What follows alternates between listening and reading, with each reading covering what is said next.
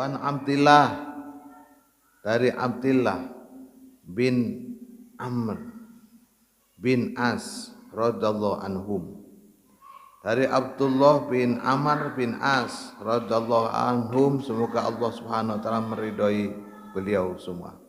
Qala berkata, qala Rasulullah sallallahu alaihi wasallam, Rasulullah sallallahu alaihi wasallam bersabda, ya Abdullah, wahai Abdullah, la takun misla fulan, janganlah engkau seperti si fulan. Si fulan itu seseorang lah, tidak disebutkan. Kana yaqumu laila, si fulan itu dulu dia bangun untuk salat malam. Jadi dia bangun salat malam, baheula fataraka qiyamul lail, kemudian sekarang dia meninggalkan bangun malamnya. Jadi artinya gini, Rasul ini sudah terjadi zaman Rasul. Muttafaqun alaih. Hadis ini diriwayatkan oleh Bukhari dan Muslim. Sudah terjadi, jadi bukan hanya sekarang saja.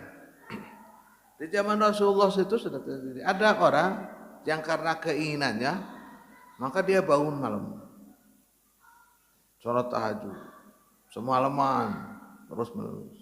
Tetapi setelah, mohon maaf, setelah hajatnya, setelah keinginannya didapatkan, ia lupa, tidak lagi melaksanakan sholat malam. Siapa itu? Itulah Sa'labah. Cerita Sa'labah itu terjadi. Itu jangan sampai terjadi. Jadi sebelum dia itu mendapatkan kekayaan, kecukupan, dia itu rajin sholat malamnya, jamaahnya dengan Rasulullah SAW. Terus Rasulullah SAW mendoakan dia karena ada kejadian.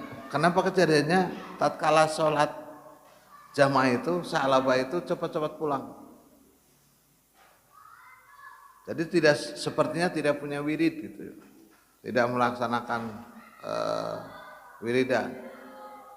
Begitu sholat pulang, cepat. Assalamualaikum gak jalan, Waalaikumsalam gak jalan. Sama Rasul ditanya, ya Sa'labah, kenapa sih kamu habis sholat langsung pulang? Apa tidak ingin seperti sahabat-sahabat yang lain berdoa khusyuk gitu di masjid?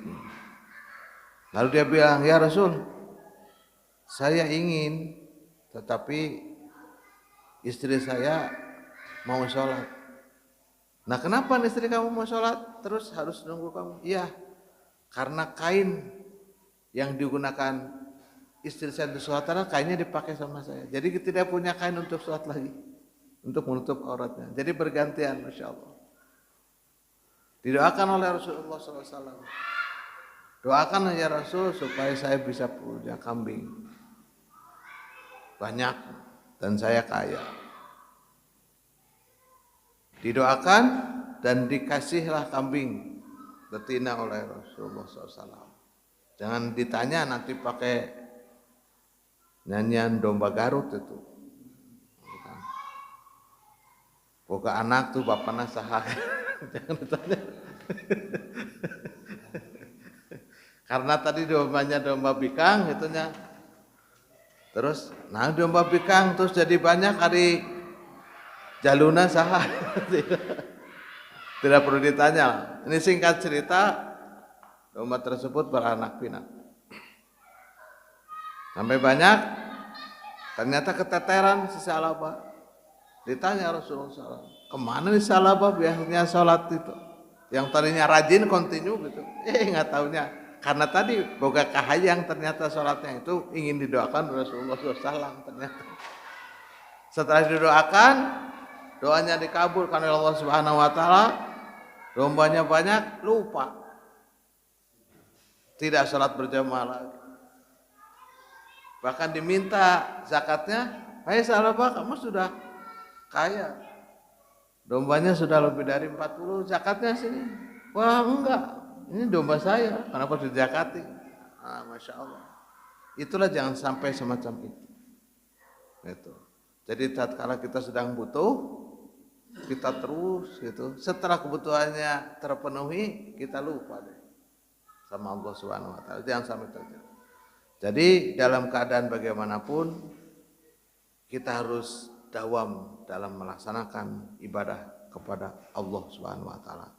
Makanya itulah pentingnya tengah-tengah dalam melaksanakan ibadah kepada Allah Subhanahu wa taala agar apa yang kita lakukan itu tidak menjadi berat kepada kita, supaya kita bisa melaksanakan secara terus menerus.